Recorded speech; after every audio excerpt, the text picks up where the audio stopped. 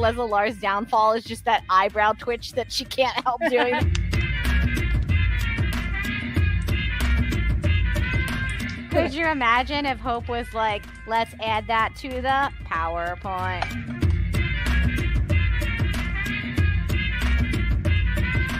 Excuse what me? year is it? How old am I?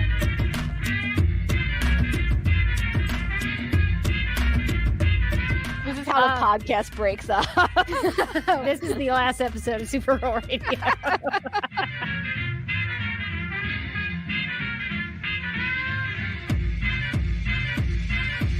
You want a Kryptonian? You got one. Is it a movie about saving Argo? The answer to that one is no.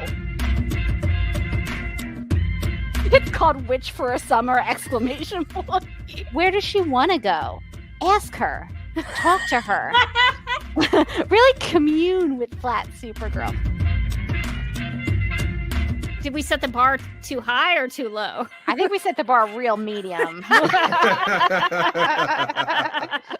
You're doing an intensely adequate podcast. Good.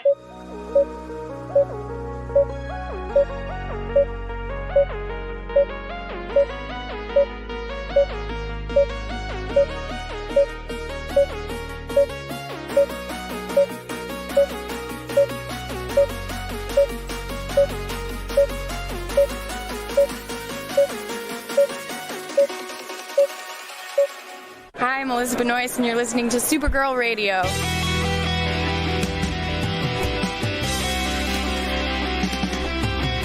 McGurk! I love Not mess typing. with my Google Docs, Meeksy. Supergirl Radio is going live every night of the week. How do you like it? Is becoming a human burrito a plus or a minus? I don't know. It does seem snug. I mean, they say you are what you eat. Kira. I love that. So I do a podcast called Supergirl Radio, and one of our segments is Lena Luthor, Boardroom or Ballroom, because of her outfit. She looks like a boss in this coat.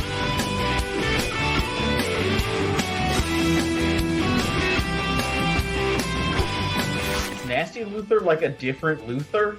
It's not just Lena being mean? No. Helen Slater here. So fun to know that you're hosting a podcast called Supergirl Radio.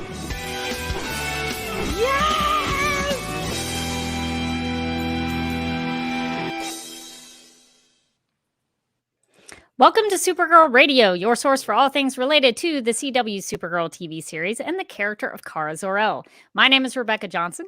I'm Morgan Glennon. And for this episode of the podcast, we are live and wired on the Supergirl Radio Facebook page and the DC TV Podcast YouTube channel with a special guest, Nicole Maines. Nicole, welcome back to Supergirl Radio. We're glad to have you. Oh my gosh, thank you so much for having me. I'm excited to be back. Well, this is exciting. Nicole was a guest a couple years ago, pandemic time, I think. Oh. I think it was the pandemic time because I feel like I hadn't left the house in years. So I don't know. Yeah, it has been a while, but we're glad to have you back. And one of the reasons that we are having Nicole back is because Dreamer just debuted into the DCU, into the comics. So we're very excited about that. Yeah, I've got my copies as well.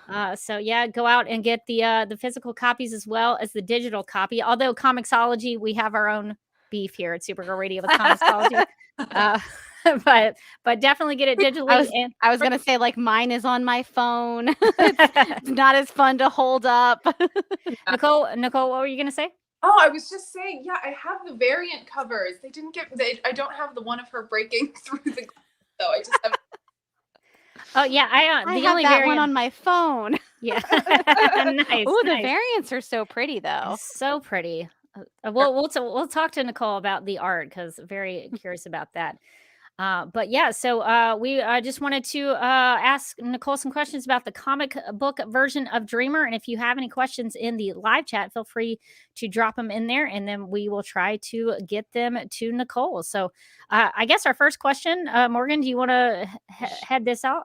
Sure, yeah. So we know you as an actress, but now we're getting to know you in the comic book industry. So we wanted to get to know you as a writer. What was your writing origin story and how did you first start writing? So writing is similar to acting for me in that I don't know how to do it. And This sort of came about, not sort of, this did come about when it was just, so this was like February. Okay. Picture it. Los Angeles, February 2020, just before a pandemic. So I didn't know, this was before we didn't know if we were doing a season 7 or not. But I was sort of the mindset. I was like, okay, obviously the show isn't going to go on forever. But this character is something that is very near and dear to my heart and very near and dear to a lot of people's hearts. And I wanted to see her continue. I think she deserved a legacy beyond just being a made-for-TV character. So I scheduled a meeting with DC and I said, hey, I have this idea. Could we talk about it? And so we sat down. I went to the DC offices and I gave them this pitch for a Dreamer solo series. And it was like this whole thing. And I was like, yeah, like my original, like it was like a crazy ask. I was like, can I have 24 issues, like a 2-volume, like, so she can go like just straight to her own ongoing, right? And they were clearly. Like, yeah, I was like, of course that's what we're. That seems like a really reasonable ask to me. And so they were like, cool, love that. Let's put a pin in that. But they told me that their young adult line was really like sort of popping off and they were looking for more material for that. And so they wanted me to start writing like a graphic novel for their young adult line.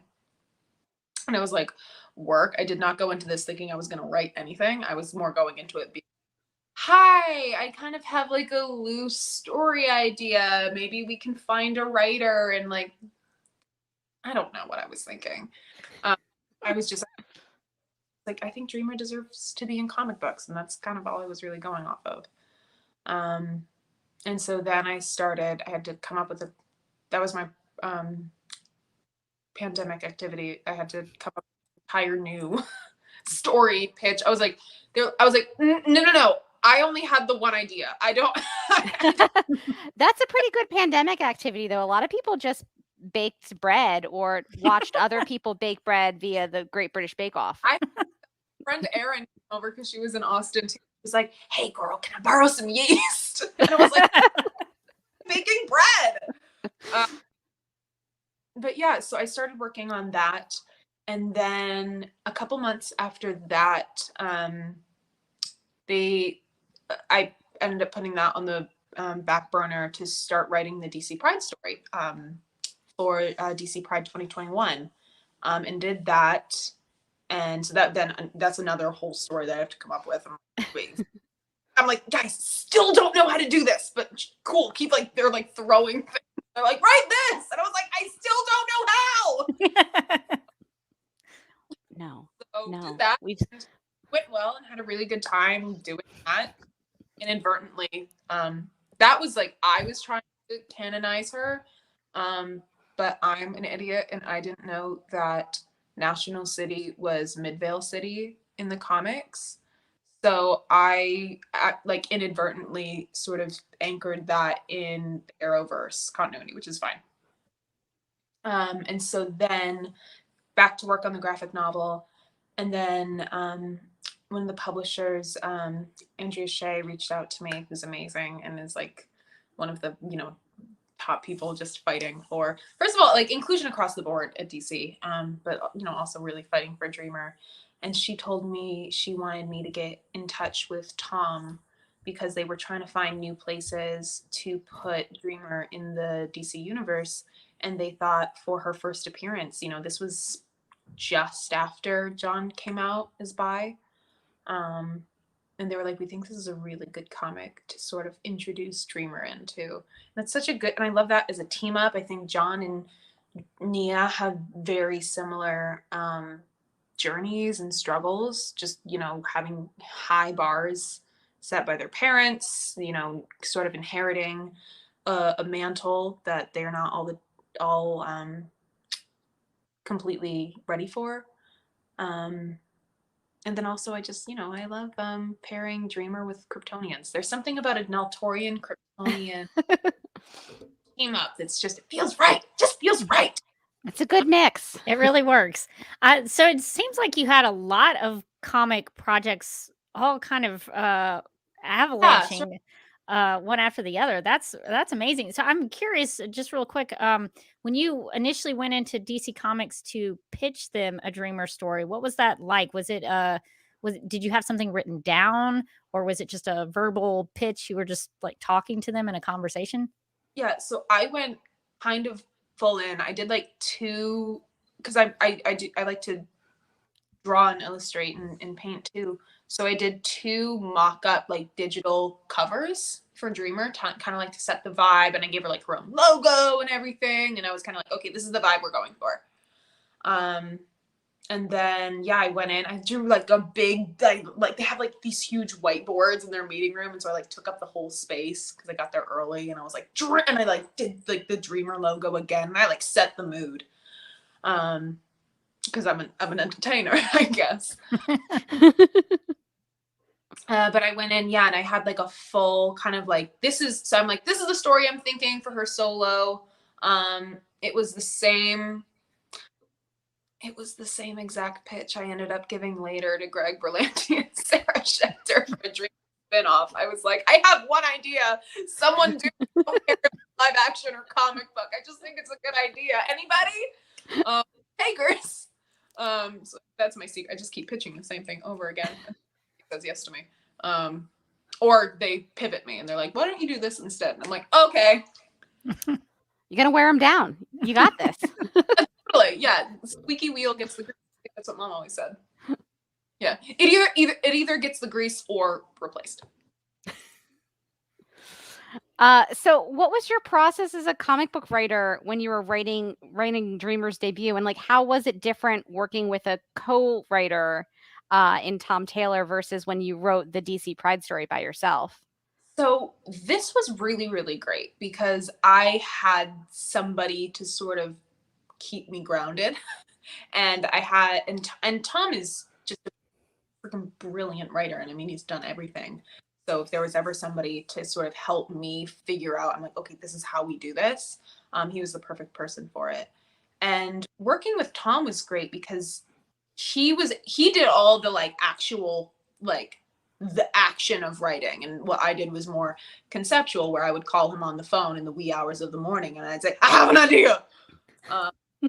But he's great because he always wanted to hear it, and he always had an idea of his own to match it. And so we would just talk on the phone for hours and go back and forth and how do we want to debut her? What's the best way to do this? What do we and it was a really great collaborative process because and for me, I think it was nice because especially as I'm still writing the graphic novel and working on that, it was nice to sort of be able to, okay, yeah, I can brainstorm, but I don't actually have to do any physical typing or formatting or anything. I didn't have to worry about any of that. I was able to more just sort of like find the story with him and focus on, okay, what is the best possible way that we can introduce her with a little bit of like woo, but also do her character justice.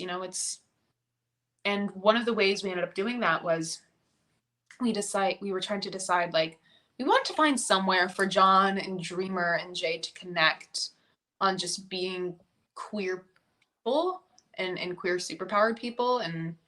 And we just ended up deciding, we were like, it doesn't feel like there's room for that. And that I was really, really grateful to have that conversation because he called me. He was like, I really want to work this in, but I'm struggling. And I was like, and that is our sign that we just do not do it in this issue.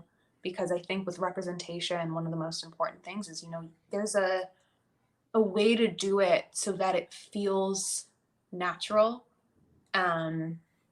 It didn't make any sense for her to come into the Fortress of Solitude, be like, hi, I have a really grim omen. Also, by the way, have you seen these bathroom bills? Like, it just, it felt like it was like in a different direction, and there's room for them to talk about that, and they will, I think. But I think for right now, it was really nice to be able to sort of tell her story just focusing on what she's there to do, which is save the world, which was awesome. Yeah, she's definitely saving the Justice League for sure. It looks like in the comic. No, I don't want to spoil too much, but yeah, Every single member of the Justice League owe you a big fucking favor. I think that they all should, like, in the next issue, like, one by one, thank her. Like after a Little League baseball game where you're all Yes. Shaking hands. saving my life. Thank you. I was completely helpless without you. We're all depending on you. Thank you. You're the best.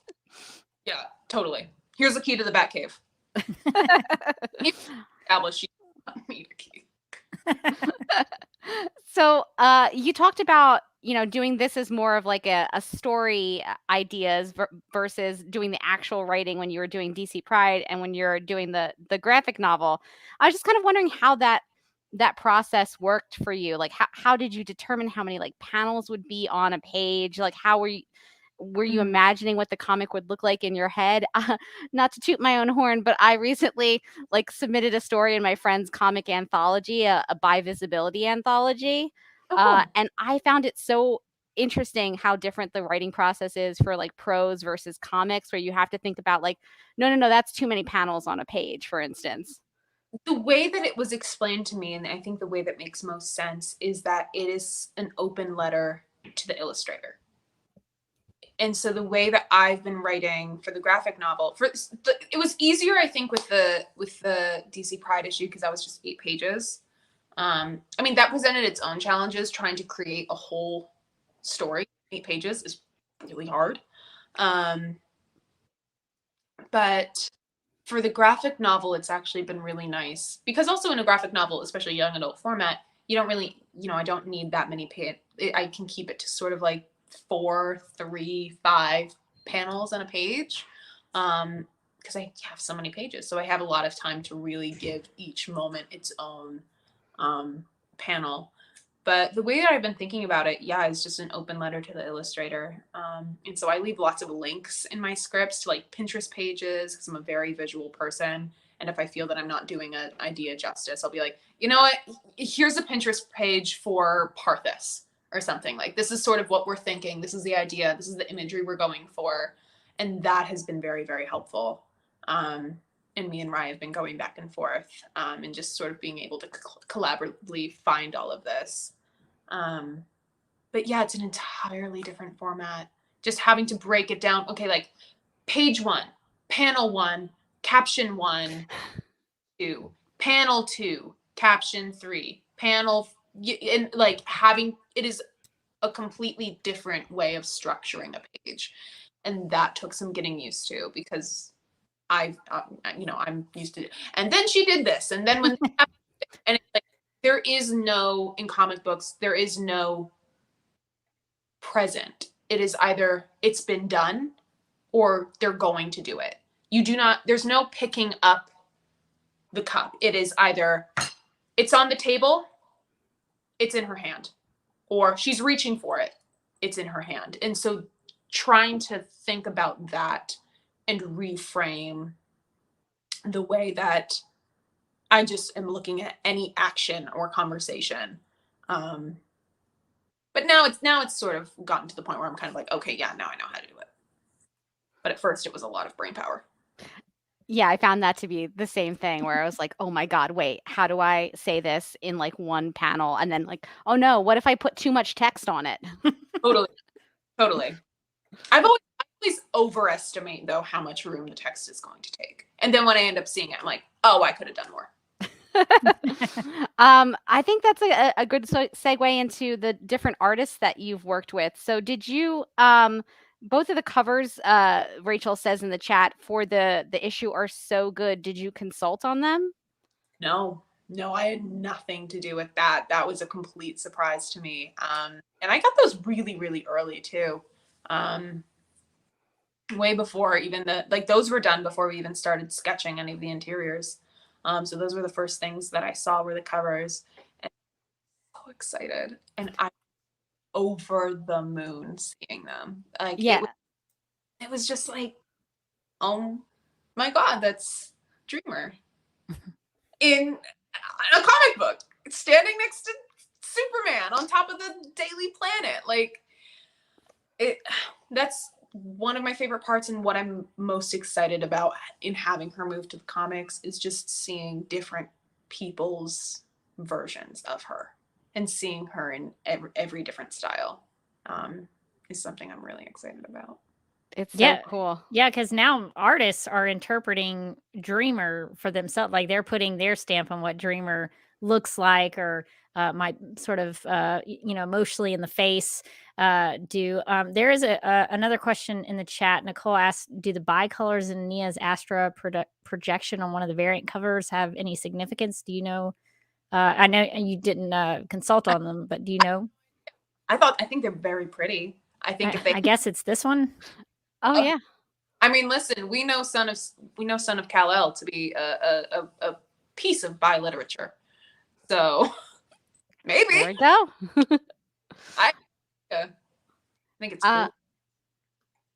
So we had a question come in from our email from Aaron, who says, it seems like you've always wanted to be an actor, but how do you feel about becoming a writer? Do you ever struggle with feeling uncomfortable in that role, or have you kind of fallen into it and discovered a passion for writing?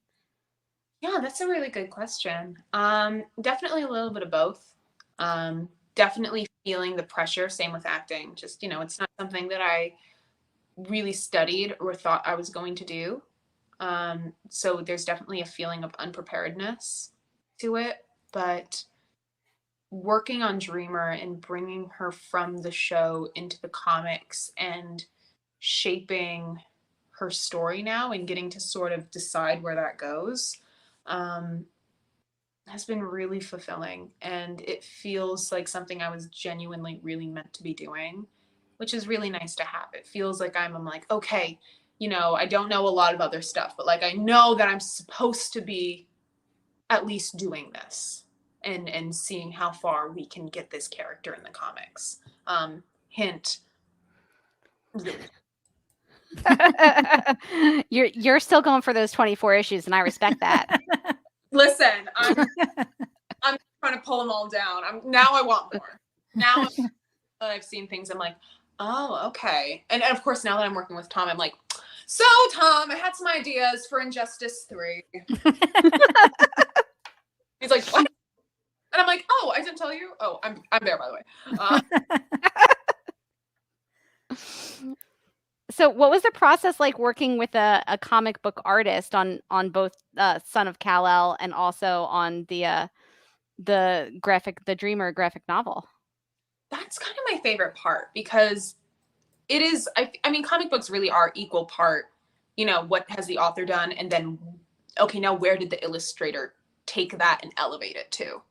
That is my favorite part. So with the graphic novel, the DC Pride issue, that I was really like, once the script was done, then it's kind of like, I'm done.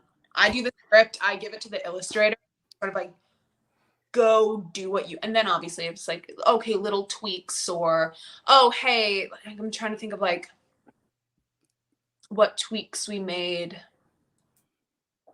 Like a lot of it's coloring, because a lot of stuff does get lost in translation between, okay, now it's gone from the writer to the illustrator to the colorist, and then sometimes things will get lost in translation. So that's the area that I find myself more having to come in and be like, hey, let's tweak the color of this, or like, everybody always wants to make Dreamer's eyes blue. Oh, really? So I find that's always something I have to look out for. Because like, it's all blue. It feels like her eyes are but then I come in and I'm like, hi. So I don't know if that's my own vanity or ego or what, but yeah, so it's really, unless there's something glaring that somebody missed, usually they've done a really, really brilliant job, and usually I rarely find that I'm like, oh, this needs to be changed. Usually it's a matter of like, yep, that is better than anything I could have come up with or described. So good job. Well, that brings us to Rocky's question. saying, "Hi, Nicole. You've talked a lot about the Dreamer suit. Is there anything you'd like to add or change to the overall design of the suit if you could?" I think I'd change the boots. I think that she's such a cool suit, and I feel like the boots are kind of like boots were kind of clunky, at least on the show. Like it was kind of like blue boot with triangle on top, and I was like, okay. And it felt like I would have, if I could change that, I would have changed it to more of like a Zentai suit, cat suit situation, and added like a wedge and sole to the pant leg, and just had it been like slick, slim all the way down, and just go straight into the boot, and have the boot be a part of the pant, and have it be like a whole cat suit. I think that would have just been like a sleeker look to it, especially just with the lines and seams on the suit. I think that would have looked really good. And then I would have added more of the chrome material. I would have liked to see that in a little more place than just like the torso and a little bit of the shoulder. I think it would have been cute to have it have somewhere bring it down the arms would be really pretty. But yeah, I mean, for the most part, I really, really love the suit. I'd have it be more comfortable if I could. Yeah, boots are difficult in comics. We've recently discussed some boots in Future State, Kara-Zor-El Superwoman Future State. So boots are difficult in comics. Just trying to find fashionable footwear for superheroes is so hard. They have to be practical. They have to be fashionable. It's a challenge. Yeah, I will say I am kind of thinking about like in the future, what do we want Dreamer's suit to look like? Because I want there to be like variations. I want to be able to change stuff. My like dream someday is I want to see like a live action like cinematic universe version of the Dreamer suit, because they always do something a little like different with the suits, and they make them like darker or just more Hollywood or something. I'd love to see what that looks like with the Dreamer suit and what people would come up with. I feel like I had a point. Not anymore. Well, you're also an artist. Would you ever want to be a comic book artist? Oh, I don't know if I could do that. I don't know. Some of your stuff is actually pretty good. Oh my gosh. I will tell you my qualm with the Brainiac and Nia one. Every time I tried to export it, this Brainiac skin would change color. But my working file and like the final finished product, and I could not figure out how to fix it. So he's lime green. Still looks great in my opinion. Thanks, but to answer your question, no, I tried, like when I was in like middle school, high school, I tried to like, write my own, like, because I was a weeb, I wanted to like write my own like manga and everything, and my problem is character consistency. I could draw the same character in 2 back-to-back panels. That will be a genetically entirely different person. That does seem like it would be a challenge, though. I've never thought about you have to be consistent across things. Oh, totally. I would draw a character and they'd be like, I'm sorry, wait, why is Supergirl saying that? And I'd be like, that's supposed to be Dreamer. Like, I couldn't do it. So you've obviously read a lot of the comics. Was there anything that you took from reading comics that played into writing ones? Like, were there things that you wanted to take away from the comics? Were there things that you wanted to avoid? I'm a sucker for Easter eggs is my thing. I just like throwing in like gentle nods to a bunch of different things. That's like in Son of Kal-El was really fun, because that was just like, how many references can we make to how many different people? So that was really fun. I love doing that. In the DC Pride issue, that was very like, that I wanted to just do like a formula that people knew and were familiar with. I was kind of like, I feel like this is going to be the first time a lot of people are seeing Dreamer. I want to go with like your very quintessential run-of-the-mill bad guys in a warehouse. Why are they there? They want to kill a bunch of people. Who's going to stop them? Dreamer. She's going to go like, that felt like a very something we could accomplish in 8 pages and not have to do too much explaining. And then we could just focus on showcasing Dreamer. And so that was like, I was trying to do sort of like a Batman Begins with the League of Shadows, throw in a little slight nod to Lady Shiva, and, you know, just sort of try to put a little bit in there. And then in the graphic novel, there's a lot. There's just, that's where I have gone off the deep end, just in terms of self-referencing the show and just other stuff. And so that I'm very excited about, that you are going to see some familiar faces from the show. Perhaps not the ones you're expecting. Oh. Ooh. I was going to ask if Supergirl fans can expect any fun Easter eggs in the Dreamer graphic novel. Oh, for sure. For sure. Yeah, we have, the thing I'm most excited about is we do have a beloved character returning. I'm not going to tell you who that I guess we'll just have to buy the graphic novel and read it. Although I invite you all to speculate, I'm going to bring into the comic. We're always wrong on Supergirl Radio. We are always wrong. That is true. That's part of our promise to our listeners. But I like that though. You set a bar low, and then when you're right, it's like, oh, was there ever a doubt? Then Nailed we hop it. right over it. So for the Dreamer graphic novel, when can we expect that out? And is there like a place where you can pre-order it? I know pre-orders help people out. Totally. So no like sales or anything yet. I just this morning had a kickoff meeting, phone call, Zoom thing. We're just starting to do like thumbnail sketches for the first act. And then the script's not even done. So I think the goal is to have it sometime next year. Is I think the goal. That I don't know if that's achievable. I hope so. I would have it out as soon as possible, but also I myself not knowing what I'm doing, I'm like, can I have a little bit more time?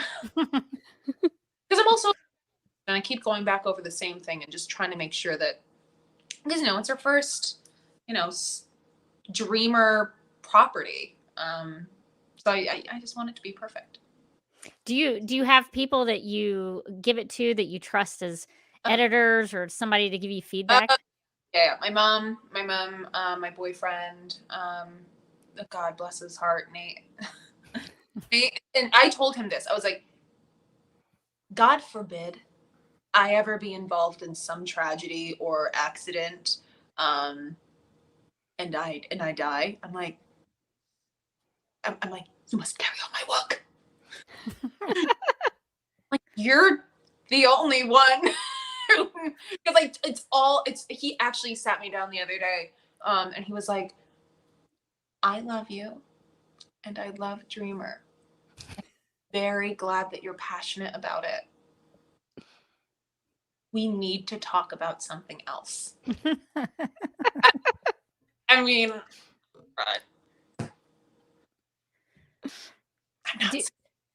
do you do sketches while you write, or do you? Okay. Sometimes, yeah. If I'm really stuck on a page or something, it helps if I can sort of like, I'm like, okay, if I was doing illustrations, how would this look on a page? And that sometimes helps me if I'm really struggling to figure out, like, okay, should it be 5 panels or 6 panels? What should the layout of this look like? That was really helpful in the beginning. Also, I think especially for the 8-pager, just because I had such a finite amount of space that I had to be very conscious about, like, okay, this all has to get done by page 1.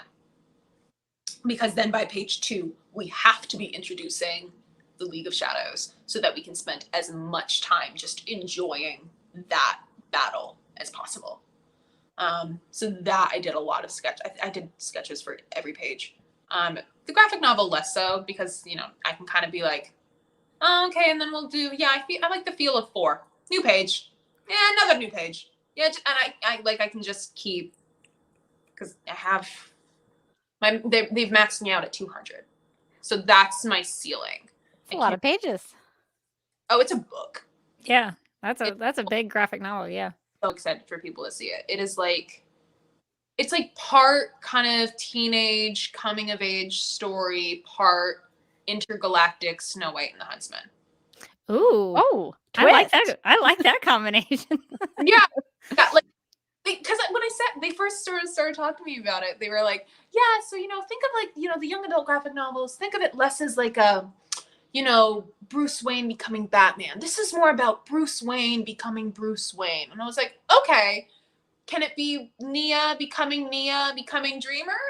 I can't help it. I want everything superhero-y. Like I can't I want Power Rangers. I want like explosions and oh god, I can't just write a story about a girl being sad. It has to be about a girl being sad while all of this other shit's happening. While there are explosions. But what kind of explosion? I see we have a good question in the chat, actually, that I didn't think about. Maria asks, is the son of Kal-El 13 Dreamer the same Dreamer we'll see in the origin story in the graphic novel? This is such a good question. So it's weird. And Dreamer finds herself in kind of a weird spot as far as just DC goes. Because generally with the graphic novels, they're separate stories. And so you have like the Teen Titans Raven graphic novel, which is freaking great, or Poison Ivy Thorns. They're about characters we know who do have set continuity. This story isn't that continuity. It's not in canon. It's just a story about a young Poison Ivy, or it's a story about a young Zatanna. Dreamer is a little different because her origin story hasn't really been told yet. So sort of anything we do establishes a lot. So for Son of Kal-El, we reference it because I know that there are going to be certain points that regardless of how perhaps in the future her story may change or shift or continuity will change, depending on universe or which run it is, people's origins changes, but there is always set, Superman arrived as a baby, Batman's parents died at the opera, other things can change, but there are constants that remain. And so for Dreamer, I wanted to keep a couple things she gets these powers, she didn't think they were meant for her mom dies, her sister's a bitch. Those are kind of the core elements to I think origin story. And so I've kept those. I've kept Parthas, the alien town she grew up in, because I think that's just such a fun environment to explore. We don't get to spend as much time there, but it's because she has to go, kick ass with the Cheetah Girls and whatever. So I kept that. But there is a reference in Son of Kal-El to the graphic novel when on page oh god, what page is it? Feels like we're in class and we have to turn to page.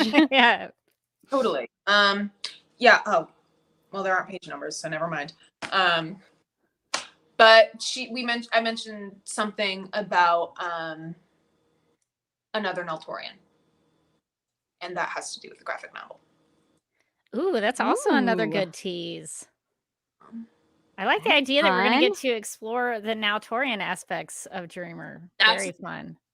Excited about for this graphic novel is it is really the opportunity to establish Dreamer. We flesh out Naltor because it's never really we spent some time there, but I really wanted to get into what makes this planet of future seers tick. How can we sort of update it to bring it more into current continuity?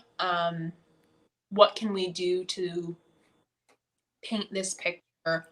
And also sort of nail down the origins, at least a little bit, of Dreamer's powers, because I don't think I'm telling stories out of school when she is doing shit that Naltorians have not been able to do.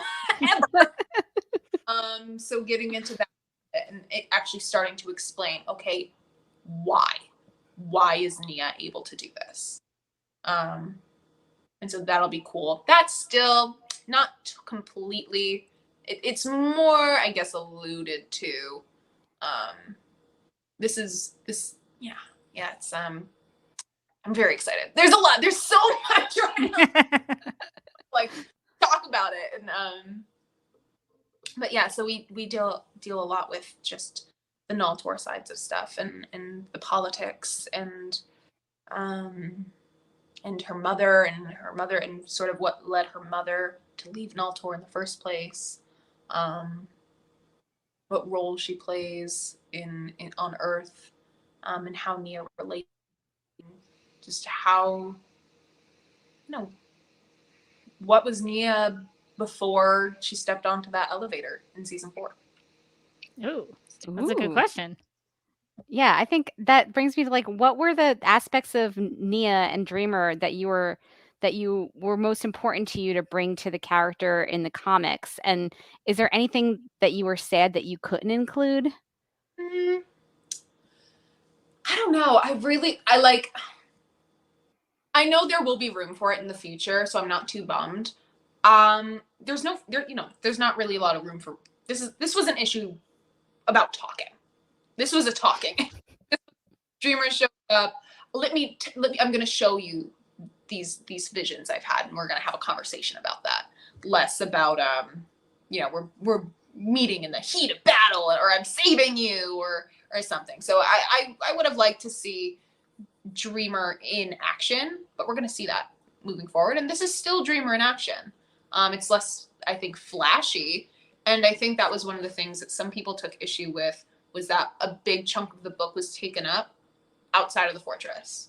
It didn't include Dreamer, but like that's because, that's what Dreamer does. She comes and she shows this vision, and so whatever that vision is because of Dreamer. So I didn't really get that, and I think it was nice because I think on the show it was the exact opposite. It was all Dreamer in combat, and we didn't really settle as much with like, she's a future seer. This is the role that Nuranal played in the Legion of Superheroes. I like that Dreamer was sort of taking that up more in this issue of Son of Kal-El, where she sort of comes and presents more of an intellectual side to her powers versus shoot. But that's still that panel of her first getting those gauntlets, and I love that panel. So cool. This is a really broad question, but what do you like best about Dreamer as a character? I know it's such like a cop-out to say all of her, but I love her humor. I love that she can do totally ridiculous. Like, we could do totally ridiculous with her. We could do just full comedy, like a Deadpool Harley Quinn style, or we could totally flip it and do like the darkest, grimmest, like Batman detective comic, and have those happen at the same time. That I think is something I really, really love about Dreamer, because she as this character has such a light to her and has so much positivity, and I think that allows us to counterbalance that with some really dark, macabre, terrifying nightmare shit. And that's really that was what I first pitched DC. I came to them with an idea where I was like, okay, so we're gonna have Dreamer, and for the pitch it was Brainiac too, but we're not talking about him right now. It was like, we have Dreamer, who's this great character. She's so light, and as we move through this story, as we're going into these really dark places, she will continue to be a beacon for audiences. And so that, I think, will sort of give people like a breath, as and it's like, okay, and she's nice and she's funny, and we're going back into terror. And having her to sort of counterbalance darker aspects, which I think is fun, because when you have a character who dreams the end of the world every time she goes to sleep, know, that'll take us to some, you know, because I think that's what else I love about her. The potential. That is a good answer. The potential of Dreamer is what I love the most, because she has such an amazing power set. She has such amazing connections to other heroes already. She's a breath of fresh air. And with these powers, she could reasonably face whatever kind of threat. Any threat to the future is fair game for Dreamer to take a crack at it. That gives us a ton of different places to go. And that's something I'm really excited about. That's awesome. So what's next for you? What's next for Nicole Maines? What would you like fans to know about? Well, I'm gonna keep writing. I think I've said this before recently, but there are a couple of other things we have loaded for Dreamer. I can't say anything yet, but news will be coming very soon of some other Dreamer things that are happening. So that'll be cool. Always a bunch of irons in the fire with that one. And then also I did a film, Darby Harper Wants You to Know. It's going to be really awesome. It's super fun. It's going to be on Hulu. It's like a sort of dark comedy. Think Mean Girls meets The Sixth Sense. Oh, Ooh. that's quite the combination. Yeah. That sounds awesome. Yeah, and I played a, dry, sarcastic lesbian cheerleader. He's the anti. Super fun. I got to spend the whole movie staring at my phone and delivering one-liners. It was a blast. I feel like that's the dream. That's a good gig. Oh my God, you guys are gonna love the movie. It's so fun. Well, I guess that's going to do it for our time with our questions. If you have a couple of minutes left, though, if we could make some snap judgments, we would love to make some snap judgments with you. Game. In the game of snap judgments, each person is presented with 2 options, but must only choose one. First instincts are recommended, and explanations are unnecessary. Okay, so our first snap judgment is you have the ability to reassure someone that their father will return someday. No spoilers. Do you choose to tell them to ease their worries, or do you choose not to reveal that information so as to preserve the timeline? I don't see giving somebody hope. Worst case scenario, I'm wrong. Wouldn't that suck? You're like, Don't father's coming back and he never comes back. And you're like, oh, that was on me. I'm sorry. And she's like, hey, man, listen, I'm dreaming the end of the world here. I'm good news in between. But listen, it's a bit of a crapshoot. He comes in. You can't get them all right. Dreamer's just hanging out with Kal-El and like, I'm sorry. Having a tea party. Whoops. Yeah, I think if I had the ability to tell someone that their loved one was still alive or was coming back for them, I think I'd probably do it. Somebody that even just hope. Yeah, exactly. I don't think that would mess up the timeline too badly. Yeah. And if it did, oops. Dad's gonna come back. What does having that knowledge change? Except maybe you're a little bit more positive. Exactly. To be around. Okay, our next snap judgment is: would you rather drink tea in the Fortress of Solitude or travel by stepping through the dreams of animals? I was very excited to give her that power. What do animals dream? Do they dream? Who knows? But dolphins are wicked smart. I really wanted to ask. I wanted something, and they're like, "How did you get here?" Animal dreams. Dolphins are super smart, or like something to. But it didn't matter. It didn't matter what animal she stepped through. I mean, I don't know. Does it make a difference if like you're having scones and those little sandwiches with your tea? Does that make a difference? Side, like it depends on whether or not these like, and this is my relationship I've had with Dreamer and her powers. I think her powers are the coolest. I think that she is increasingly, undeniably, the most powerful character. Don't know if I would want her powers. Because that is a girl who is sad. Like, it was just like stepping through dreams, and I could like go into the dream world and like, you know, do whatever. I don't know. That would be cool.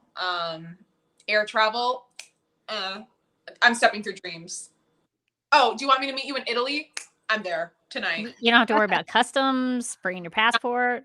None of it. Totally. So that would be cool. But if that came with like, I'm seeing the apocalypse in my sleep, I'll walk. I'll take that air travel, even though Totally. it's not great. It's yeah. not great right now. Or I, was seeing the world end every night. The only thing is, if you're drinking hot tea, like I'm imagining myself drinking hot tea in the Fortress of Solitude, can you get it hot enough to sit in a frozen block of ice? That was another question I wish we raised. I wish Dream just like somewhere in there been like, so this is the Fortress of Solitude.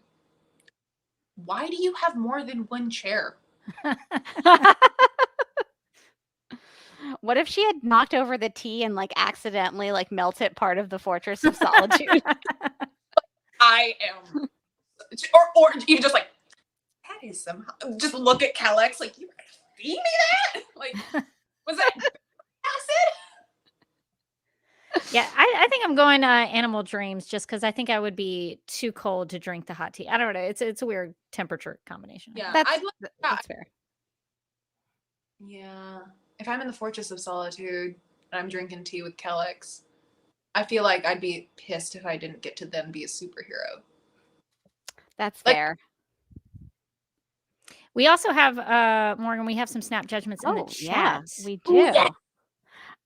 Dream travel or time travel? Dream travel. I'm not trying to mess with time travel. I just finished Umbrella Academy season 3. Girl. Too much. Too much. I'm not trying to walk into some stranger child's bedroom thinking it's my child. Nope. I'd probably leave my phone somewhere and like destroy all of space and time and be like, oh no. So I probably shouldn't be trusted. Yeah. I don't know. I think I'm going time travel. If Marty McFly has taught us anything, it's that you can just fix it. Like, it can be fixed. Just go back. Just go back and fix it. I think it's fine. Supergirl did it a couple times. Yeah, Supergirl did it. For her. Fine. So, I'm so upset we did not do like just an off-the-cuff line about something about Kara at the end of season 6 realizing that Nia was Brenda. I wanted that look of like shocked realization, and we didn't get it. Yeah, I would have also wanted something between Cat Grant because Nia basically inspired Catco, from what I remember. Like, okay, so I'm so glad you said this because Nia and Cat would have been such an iconic duo. I just see them together in the White House being like, oh, Cat, those shoes with that top? Interesting. And then she's like, oh, no, you tried. Like, I'm like, just like razor sharp comments on each other's wardrobe every day. But from a place of love. I thought that. I feel like that's the version of the West Wing I've always wanted. Come on, listen. Doing. Just walking talks with Kat and Nia. I love it. Yeah, I'm seeing like the beginning of The Devil Wears Prada, where they're walking down the hallway and people are getting out of the way.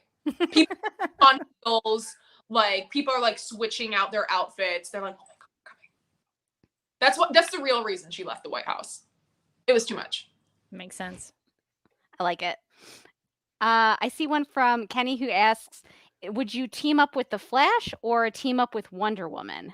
I mean, can I be a bad person and say both, and it's because she's on the Justice League? Well, in snap judgments, you have to pick one. You can only pick one. Wonder Woman. Wonder Woman. I feel like just with the Flash, I don't know if I'd be able to help. I think he'd be moving so fast. I'd be talking to myself. I'd be like, where is he? Oh, he's off in the Speed Force doing... okay, I'm just going to stand here while you do whatever you do really fast. I feel like it'd be a little more fun working with one. At least I'm seeing what's happening in real time. That makes sense. And I have a snap judgment, which is if you had to do a Halloween costume again, would you pull back out the Dreamer costume or would you pull out the Dream Girl costume that you did before for Halloween? Oh, I mean, that one was really fun. I really like that one. I might do that one again. Just because I don't do, but that was fun. We had a lot of fun doing that. It was Dream Girl. We were walking around Vancouver. It was Dream Girl, me as Dream Girl, and Staz in one of those inflatable T-Rex costumes. We did not go together. But we had so much fun. And I was so fucking cold. That looks like a cold outfit to be wearing in Toronto. And you're not saying below that. Dream Girl only wears a leotard. I was walking around Vancouver just with my bare ass out. Oh my gosh. It was like him warm in his little hot air contraption, and me not even shuffling, sprinting from bar to bar. But you looked amazing. Committed to it 100%. Thank you so much. I still have it. I just unboxed it yesterday. I was going through stuff and I was like, what is this? And then I saw chrome go-go boots and I was like, oh, okay, I know what this is. Looked 100% the part. Definitely identifiable as Dream Girl. So you did a great job. That was also kind of like my inadvertent way. I was trying to convince people that I was like, hey, we should do a Nura cameo, season 6. I really, my pitch was Brainiac goes back, when he goes back to the future at the end. We don't really see what convinces him to turn around. I wanted Nura waiting for him. She'd seen him coming back and standing in the door and being like, what are you doing? Get the fuck out of here. And then that would have been amazing. Yeah, and then as he's leaving or something, she's like, bye, Grandpa. And he's like, wait, what? And then it's too late and the portal closes or something. Everyone's just confused. The artist Legionnaire behind Brainiac. So I'm kind of I wonder if there's not a little bit of something happening up there. I mean, Rachel in the chat says, I always thought Nura should be played by you in a wig, so. Everyone's about to play their descent relatives in wigs. It's a time-honored CW tradition. Katie got an amazing wig for hers. She got to be out in the woods in that wig. You really missed out. I mean, that wig looked like it'd been out in the woods. Listen, that wig had been through a lot, okay? It'd been surviving out there. Every wig on our show had been through it. Although I will say, the glow-up of the century was Kate Burton's wig when she played my mom. Yeah. The glow-up from the season 4, visible lace, hard front, you could see the wig cap poking through, to season 6 was rags to riches. I don't know if I was oh, that's actually up close. It looked really good. It looked really, really good. So the wig game did improve a lot. There you go. That was a wig upgrade. Yeah. Not all sad stories here. We could do a whole Supergirl Radio episode. Well, actually, we did. We did a Supergirl Radio episode we quite on the literally did. Listen, if I did Nura again for Halloween, I would need to update that wig. That was somehow I turned a lace front into a hard front. That was the Berlin Wall along my forehead. It's all in the personality, though. I mean, you can turn a kind of so-so wig into something really great with the personality. A lot of sexy happening down here. Yeah. So for once, I was like, eyes down here. Look at this was an effort. I tried, failed, but this is great. Well, I think you nailed it with Dream Girl. So well done with your Halloween costume. Well, I think that's going to take us out of Snap Judgments. Hey. No judgments on your Snap Judgments. All right. Well, Nicole, I'm so thankful for your time. We really appreciate you coming back to Supergirl Radio to chat with us again. We have so many more questions for you about the show, about some other things. So if you're, in the future, if you want to come back, the door is always open. So we're really appreciative of your time and for answering our questions and the questions of the people in the live chat tonight. So where can people, if they don't know, where can people find you on the internet if they want to keep up with you? In your dreams. No. You can find me. I'm Nicole Maines on everything. TikTok, Instagram, and Twitter. And how can people check out the Dreamer graphic novel? Are we just looking for updates from DC? Yeah. So I'll update you guys on Twitter and Instagram as I'm able to give updates. But for right now, just know that I am very hard at work on it.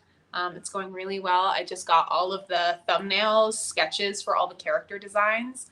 And everyone looks amazing. I cannot wait. And I cannot wait for you guys to see what we have done to Maeve. Well, congratulations on the graphic novel and on the comic debut. I know that we're really excited. We can't wait to read what's next for Dreamer. Thanks, guys. I'm really excited to see where she goes next. Well, I know where she's really excited. I'm going to tell you.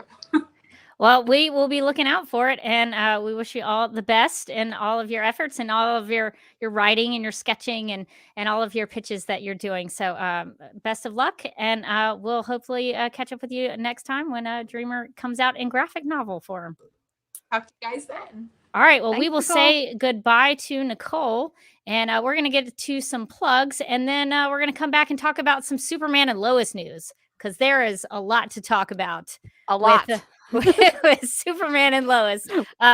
So we will get, we're really going to dig into that. We got to process some stuff. We have a lot of thoughts and a lot to go through. So don't miss the news section that will be coming up after the plugs. If you would like to contact Supergirl Radio, you can post a comment on our website at supergirlradio.com. You can email us at supergirlradio@gmail.com. If you'd like to leave us a voicemail, you can call us at 678-718-7252. You can like us on Facebook and follow us on Twitter and Instagram, all at Supergirl Radio. You can listen to us on Apple Podcasts, Stitcher, iHeartRadio, Google Podcasts, Radio Public, Podchaser, and Spotify, where we also have a Spotify playlist that includes music featured on and inspired by the CW's Supergirl TV series. We are listed on DC's fan page, which you can find at dccomics.com/DC-fans. If you like what we do, we encourage you to give us a rating and write us a review on Apple Podcasts. If you enjoy our Supergirl Radio live streams, make sure to subscribe to the DC TV Podcast YouTube channel and hit that notification bell to get notified when we go live and wired. DC TV Podcast also has a TeePublic store, so if you're in need of new DC TV related t-shirts, tank tops, sweatshirts, onesies, mugs, notebooks, pillows, or stickers, go to supergirlradio.com and click on the TeePublic store link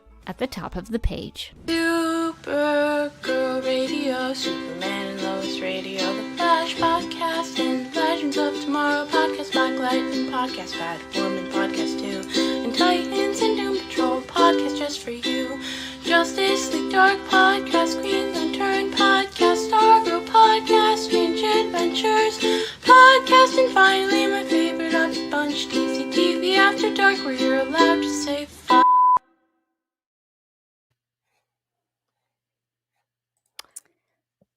Oh, yeah. Would you like me to talk about the TeePublic store, Morgan? No, I've got it. I've totally got it. And it seems to me I'm not rusty at all. We took a month off, and then It we was a changed the long order. month, and I'm tired. Since we talked about Dreamer's introduction into the DCU, we have Dreamer designs in the DC TV podcast T Public store. Yeah, so if you need some Dreamer merch, definitely check out the DC TV Podcast T Public Store. We've got some Dreamer merch for you. If you need something for Comic-Con or any other conventions that are happening in the near future, Dragon Con's coming up not too long from now. So get your Dreamer merch so that you can wear it as a hoodie, t-shirt, get your mugs, stickers, everything. We've got it. So definitely check that out in the T Public Store. We would also like to thank our Legion of super sponsors for supporting the Supergirl Radio Patreon. These people are Michael, Sam, Anne-Marie, Yvonne, Nicola, Leslie, Abby, Ermgard, Miriam, Nicole, Lizeth, Faith, Brian, Ethan, and Danny. If you would like to become a Supergirl Radio super sponsor, you can go to patreon.com/Supergirl Radio. We have 4 tiers and monthly memberships, and we appreciate you helping to keep the lights on. And so definitely check us out if you want to do that. We give you a little extra something of Supergirl Radio with the Patreon. So you get your free episodes every week, but then you get a little something extra with the Patreon. So please consider supporting the Supergirl Radio Patreon if you would like to do so. All right. And now that we have gotten through all of our plugs, we need to get to The news.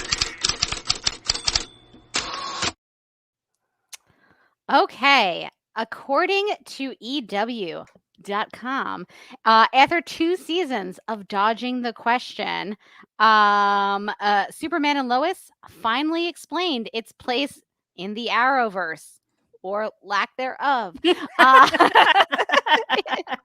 In season 2's finale, former Department of Defense head Sam Lane explained to his grandsons, Jordan and Jonathan Kent, that they shouldn't be worried about their father, Clark Superman, saving the day because he's Earth's greatest hero. And, as it turns out, he's Earth's only hero. Fascinating.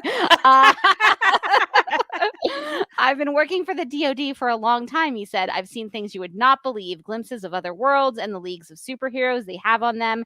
And even though we only have your father on this planet,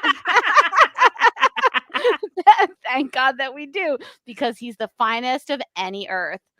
Since the Arrowverse crossover, Crisis on Infinite Earths got rid of the multiverse and merged all the show's universes into one Earth called Earth Prime.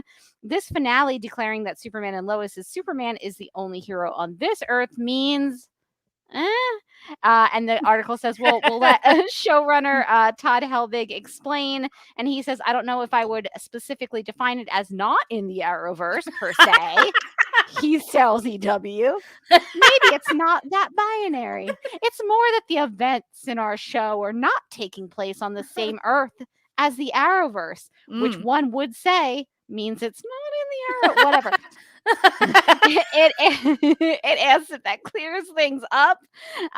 Maybe. Are we gonna read the Q&A with him? Yeah, if you want to, it might. Sure, it's long, but it's clarifying. Yeah. Okay. So it says, so EW said, does that clear things up? Maybe. Below, Helbing further explains what this means, addresses questions of potential Arrowverse crossovers in the future, and teases what fans can expect from season 3. Now that Clark has built a brand new fortress in the middle of the ocean for all of his super family to use. So, twist. Okay. Entertainment Weekly. I just want to step in here just in case people have not watched the finale. They now have 2 Fortress of Solitudes. Oh, okay. Which would seemingly negate the solitude, because now I guess you could be solitude in 2 of them. What if those fortresses are friends? What if they hang out together? Whatever. They have 2 Fortress of Solitudes now. You can keep going. So Entertainment Weekly asks, where did the decision come from to spell out Superman and Lois's place in the Arrowverse in this finale? And Todd Helbing says, it goes back to season 1. In the original pilot, there were a lot of references to Crisis, and there was a Flash mention, and when we were shooting the original intent was to be part of the Arrowverse. But then the pandemic hit and things changed, and we couldn't do a crossover with Batwoman. And all of these references to Crisis through the pilot rewriting phase got stripped out just to make everything a bit more clear for a broader audience. Then at some point in season 1, I had a conversation with DC, and we clearly wanted to put our own stamp on the show and our take on the Superman mythology. The original intent was to be part of the Arrowverse, but the further along we got, and now, unfortunately, with the other shows being off the air, a little salt in that wound, it felt that was editorial from me. It just felt like the best decision was to have our Superman and Lois not be on the same Earth as the Arrowverse. EW asks, how did you feel about that? Sorry, I'm doing like a Sopranos doctor thing. And how did that make you feel? Helbig says, when you're part of a big, obviously I was part of the Flash for 5 years. I ran it for some time. I was there, and tracking of the other shows stories, that is a huge undertaking. In some ways, it's easier to not be associated with the other shows in such an intimate way because you don't have to track everything. You can kind of just concentrate on your characters and put 100% of your focus into the show that you're trying to make. And in other ways, that must be really nice to focus in on the show that you're trying to make. That must be. I feel like it would certainly be. In other ways, it's sad because clearly doing all the crossovers are a huge reward for fans and everybody that's tuned in for years. And that stuff is tremendously fun to work on and satisfying. But there's not 7-8 shows on the air right now. So that in itself is a much bigger challenge to do stuff like that. I don't know. It's conflicting for sure. So EW asks, why wait until the season 2 finale to finally answer that question? Helbig says, ultimately, these decisions are not up to me. Laughs. I'm the showrunner, but I have a lot of bosses, and in my discussion with DC, they just felt like it would be best to wait until the end of season 2 before I could reveal that. I would love to tell you a specific answer about why DC wanted that, but they have their own structure over there in what they're trying to accomplish, and we're just one piece of that. So I am glad to do whatever they request. EW asks, how relieved are you that you finally won't have to keep answering all these Arrowverse crossover questions? And Helbig says, look, I get it. I get it that the fans are disappointed. It's a lot easier to be honest, finally, to tell everybody and not feel like you're deceiving people when I was answering these questions like, why isn't Supergirl showing up? Or why isn't the Flash showing up? Why indeed? And he says, I'm just glad that finally everybody knows now, so we can just continue to make the best show we can. And then the EW asks, does this mean that Superman and Lois's versions of Clark and Lois are officially different from who we saw in all the Arrowverse crossovers and appearances in the past? And Helbig says, yes, exactly. Everybody that you see, while some people may have similar backstories and some may be different, they're different characters. And then EW asks, does this mean no more crossovers in the future? And Helbig says, no, not necessarily. I mean, Supergirl was on CBS and came over to Flash and vice versa. We're doing a comic book show, so it doesn't necessarily mean that this will never happen. I think the odds of it looking exactly the way that it has in the past are slim. But if there's an opportunity and if there's a desire, I'm sure there are versions that we can do. So EW asks, taking all that into account, when David Ramsey shows up at the end of the finale as John Diggle, to talk about John Henry, that means this is a new version of Diggle? And Helbig says, exactly. He's a doppelganger. He worked with Oliver Queen. He worked with other heroes that, as of now, are unnamed. But yeah, he's just a doppelganger of John Diggle that everybody saw in the Arrowverse. I'm sorry, it's very complicated. So he's John Diggle, but he's kind of not John Diggle. But you know what? Let's all just be chill about it. That's confusing for sure. Yeah. So, did we get through all of the? Yeah. Okay. I think so. I hope so. Yeah, that was a lot to read. That was a lot to read. I'm very sorry. that I made you read all that, but you're a much better reader than me. So I definited needed I took you to some read dramatic liberties with it. I'm sorry, Todd Helbig. It was just a big chunk of text, and I had to add a little flavor. Well, in addition to all of that, which hopefully cleared up some things, the Flash podcast also did an interview with Todd Helbig about this very thing, and we have a clip of him responding to this very issue.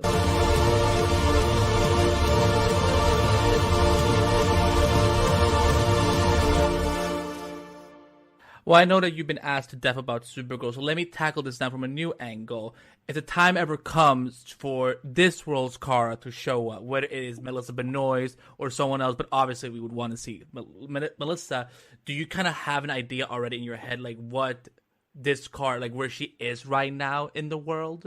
Are you talking about the Supergirl show or our version? Your version. What would be your version of Supergirl be if we ever see her on the show? Yeah, it would not be the Supergirl from the CW, right, or from the Arrowverse. It would be our version. So we would invent a new backstory for her, in the same way that we did with Lucy, in the same way that we did with General Lane, in the same way with John Diggle. It's like they're doppelgangers, so they may look exactly the same, but it would be a completely different story. Okay, Morgan, I have a lot of thoughts. I don't know if you will allow me to be the jumping off Please. point here. Okay, so Wait, hold on. If I may. No, please. And how does this make you feel? Well, it makes me feel complicated. I have very nuanced feelings, and I almost have a positive take on this. Initially, I was very angry. Because if you will remember in Supergirl season 1, the show was almost forced pretty much to include Superman. Yes, I remember that. We had to have the boots, the aim the chats, capes. or the G-chats. It was so important that the Supergirl TV series had to have Superman in it. So we had to get him in there. And then over the course of the series, Supergirl was the launching point for the Superman and Lois television series. So we definitely had to get in there and do the backdoor pilot and give all those characters all that screen time and take over the show.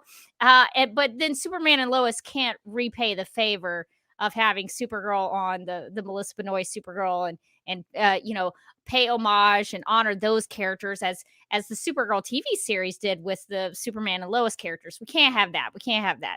Don't want to honor that. Of all the things that the series that set them up to be a series did for them before that. So I was initially really ticked when I read this because I was off in Europe somewhere, probably in Germany, and I got home and I was kind of sick and under the weather, and I'm trying not to cough as we speak. And I got home and I was like, what is this? And this was after I had watched the Superman and Lois series, season finale. And I heard that line of dialogue from General Lane. And I was like, I'm sorry, excuse me, what? And after he said that, John Diggle in the finale walks into the diner in Smallville. And I was like, well, what is he doing here? So I was initially very upset.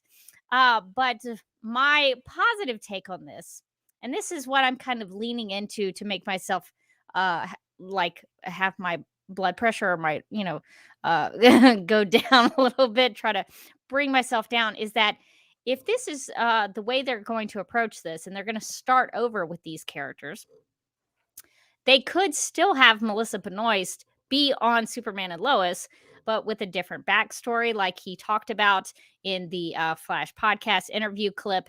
And they could start fresh with the characters. So I actually think that's a good thing, because then we're not shackled to the Supergirl TV series. They could introduce Comet. She could show up on Superman and Lois. She's in a relationship with a guy who sometimes turns into a horse. She could have a pet cat. She could have gone. She could be on a soap opera. She could be an actress on a soap opera. So there are so many ways. The sky's the limit, really. they can totally just start over, and possibly, this is my hope for Superman and Lois. They could give me the Supergirl on television that I've always wanted. Ooh, That's my positive take. I like your positive take. My initial take when this came out, first off, I was like, I hope Rebecca's having a good time in Europe and doesn't see this. But my initial take was like, I think it's a little ridiculous. It is kind of disingenuous. Like everybody's been asking for ages, like, why does Kara never show up or is never mentioned? Why aren't there any pictures of her? We had the whole wedding debacle. Was she there? Was she not there? Was she too young? Was she too old? They had really set quite a conundrum up for themselves. The answer we find out is she probably either doesn't exist or she wasn't there. Yep. So that's an easy out for them for sure. But I think it had to do with what he said in the article, which is like all the shows are getting canceled. There's obviously some winds changing at the CW, if the CW even exists at some point in the future, since it's like up for sale. They're canceling all the Arrowverse shows. They canceled Legends. They canceled Batwoman. Flash is going into its last season. So like, what is really around for them to cross over with? And then, there's a lot of baggage from those shows, and if they want to break free and be their own thing and do their own thing and introduce a Supergirl who comes riding in on Comet the Superhorse, right? Or like they could do whatever they want. They're kind of freed from all of the Arrowverse baggage of any of these characters. They can write completely brand new backstories for them, and I just think that like what is funny is that they did this whole Crisis crossover, which the whole idea was to bring everything into one universe, whereas they could have just left them all in separate universes, kind of like a lot of the shows were, and we wouldn't have had to deal with the post-Crisis universe mess that we did on Supergirl and everything. Gosh, yes. I mean, Supergirl. I wasn't current with all the shows, but Supergirl was certainly not helped by Crisis and trying to kind of like work Crisis in kind of a half-hearted way.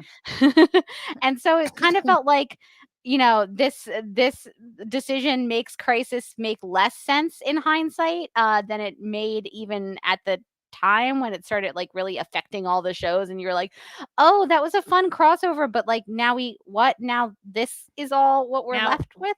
What does this mean now? Yeah, it is super confusing because now as a viewer, this is like I get what they're doing as a writer. They want to be able to do their own thing. I get that. And I get the reasoning for it with all the other shows pretty much gone. I understand that.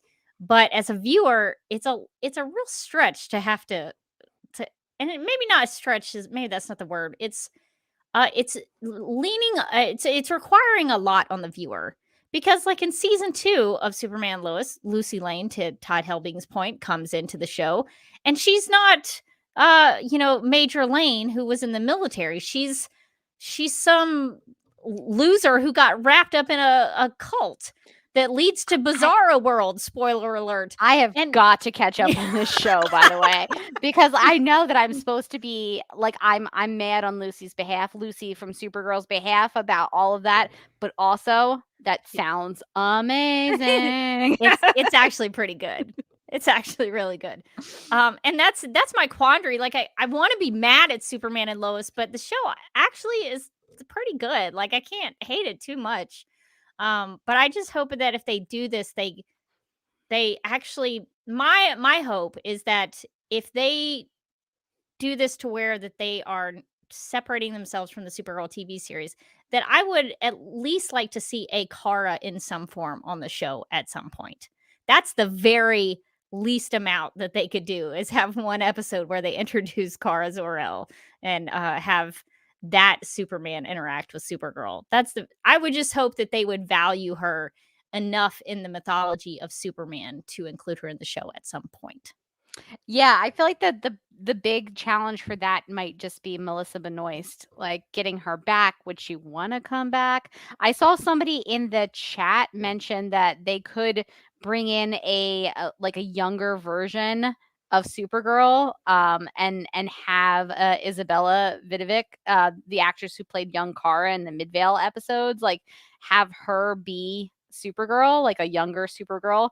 That could be maybe a workaround. I would really like to see some version of Kara and some version of Supergirl in Superman and Lois at some point, but Melissa Benoist's schedule might make that tough. Maybe she might not be able to come back for something like that, but I feel like there's workarounds. Yeah, and they could also, and I would hate this, but they could also conceivably just recast Supergirl, because they've recast General Lane, they've recast Morgan Edge, they've changed a bunch of characters. Morgan Edge, though, they did something that's the only thing about the show that I did not like. But that's a whole other podcast for another time. Someday when I catch up, we're going to talk about it. You can just skip to season 2 and just watch that, because Morgan, you would love Lana Lang in season 2. I need to be there for Lana's whole journey. She does. She has a journey. I was like, am I invested in Lana Lang's character? This is so weird for me. This feels so strange. I'm actually interested. Like, I'm watching the show for her now. What is happening? She had me intrigued in the pilot when she was like walking in like giant fur coats that were like leopard print, and I was like, Real Housewives Lana, I think I could be into this. It's pretty good for Lana in season 2. There's lots of crazy things going on with her. But yeah, so at least we have an answer now as to where the show has planted itself in terms of the Arrowverse, and even the Supergirl aspect of it. So we'll see what happens, but they don't seem like they have any interest in introducing a Supergirl anytime in the future. Yeah, I sense that. It's strange to me that like I mean, I do understand it though. Like honestly, everything that it would have been able to cross over with either ended or was canceled. So I guess they kind of I know that the interview was like, yeah, it was decided, a while back and we couldn't say anything. I kind of wonder, was it decided a while back, or was it decided when like everything got canceled and it was like, what would we even do crossovers with? Like, to be honest, like I know people are mad because people like the shared universe and it's kind of abrupt and it was done kind of weirdly, but I mean, I kind of get it. Yeah, I mean, I understand why they're doing it, and I don't think this was decided in season 1. In the pilot, they initially had a picture of Kara, Clark, and Lois together. I think from the farm, there's like a picture of the three of them that was like a production still or something. And I think they were going to have that in the Daily Planet office, and they removed it like at the last minute or something. Like that was supposed to be in there. So I don't think initially when they started making the show that they were going to separate it. I feel like we shouldn't be surprised because we've been ragging on the fact that like Kara basically doesn't exist on this show, and now we know why, because she literally doesn't exist. Well, we don't know. Maybe it's like a Man of Steel situation where she's been buried under the earth for 20,000 years, or Smallville where she came at the same time as Clark, and the pod is underwater and she's just got to be unearthed for her to emerge. They can dig her up any day now. Yeah. She's gonna pop up sometime. Maybe she's in stasis somewhere and they've just got to get her out. Something. Season 3 ends with her pod showing up. How about them apples? I would love that irony. I am into that idea. So I don't know. I mean, I highly recommend Superman and Lois. I think it's a pretty good show, and it's done some things that I've been pretty surprised by, and they did do a good job with Bizarro World. I thought for the most part that, and Morgan, you would love it on the cult aspect. I think you'd be really into that. Lucy Lane is a mess for sure, but I think you would like it for the cult aspect. But just wanted to update everybody on the current situation with the Arrowverse continuity and how that plays out. So if you're curious about that, we do have an answer finally. All right. Well, any more thoughts about that, Morgan, before we wrap up? I think those are all my thoughts. I was just like, oh, okay. Like the least surprising surprise I've ever had. Yeah, I was mad about it. And then I was like, but maybe. But opportunity? All right. Well, if you want to keep in touch with us, we'll get to some personal plugs here. You can follow me on Vero, social media platform Vero at Derby Kid. I'm also on Instagram at the Derby Kid. If you're interested in my pictures from Europe, I took some pictures, did some Instagram reels. Hopefully they will be enjoyable to you if you want to check them out on Instagram at the Derby Kid. I'm also, I have a personal YouTube channel at youtube.com/duckmilkprod. I am going to be restarting my Batman v Superman Dawn of Justice critical reception analysis live streams this Sunday. So if you want to come hang out with me on Sundays at 9 p.m. Eastern and go over some film reviews and analyze them, because I'm going to review the reviews. And so if you're interested in that and talking about art criticism, feel free to join me on Sundays at 9 p.m. Eastern and subscribe on YouTube. And you can find me on Twitter and Instagram. I'm at Mojotastic. And you can also find me as a co-host of the Legends of Tomorrow podcast, which we are taking a break, I think, for this week, because actually I'm not there, but Kat and Amy are at San Diego Comic-Con. So I guess they're having like a great time and everything. That stinks that you can't be there. I'm not jealous about it. I'm fine with it. I'm going to be having more fun on the East Coast in this great heat wave of ours that we're having. I love it when it's 100 degrees and I feel like I'm dying as soon as I step out of the house. It's my preferred temperature. But we will be coming back probably, honestly, with the Comic-Con recap episode, so I can interview them about the great time they had. And you can also find me as a co-host on DC TV After Dark, which we have to do again.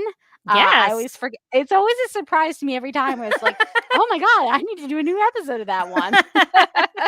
We're supposed to do another episode? Oh no! What is this, like a podcast? What? My God, how many do they need? So as you can imagine, the best way to keep up with that is just to subscribe and wait for an episode to randomly pop up in your podcast feed.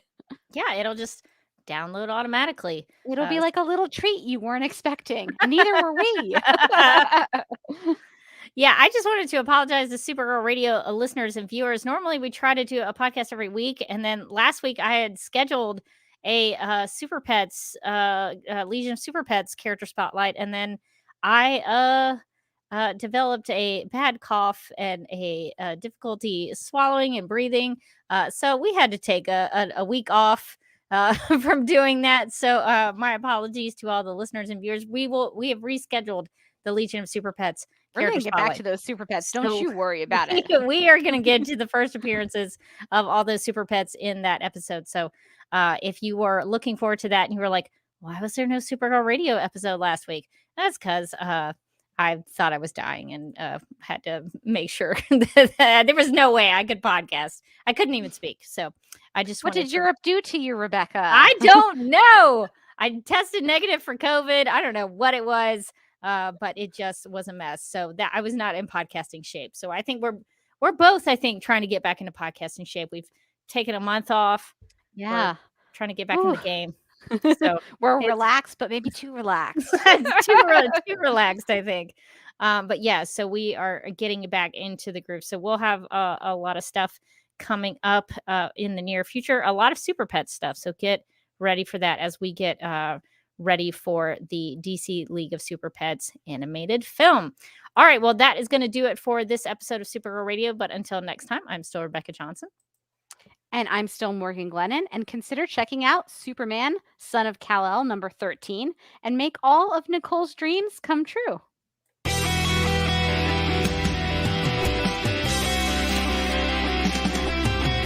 McGurk! I love typing. Not mess with my Google Docs, Meeksy. Supergirl Radio is going live every night of the week. How do you like it? Is becoming a human burrito a plus or a minus? I don't know. It does seem snug. I mean, they say you are what you eat. Kira.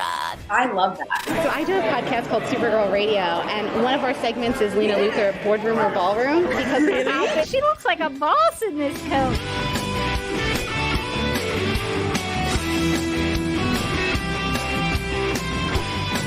Nasty Luthor like a different Luthor? It's not just Lena being mean? No. Ellen Slater here. It's so fun to know that you're hosting a podcast called Supergirl Radio. Yeah!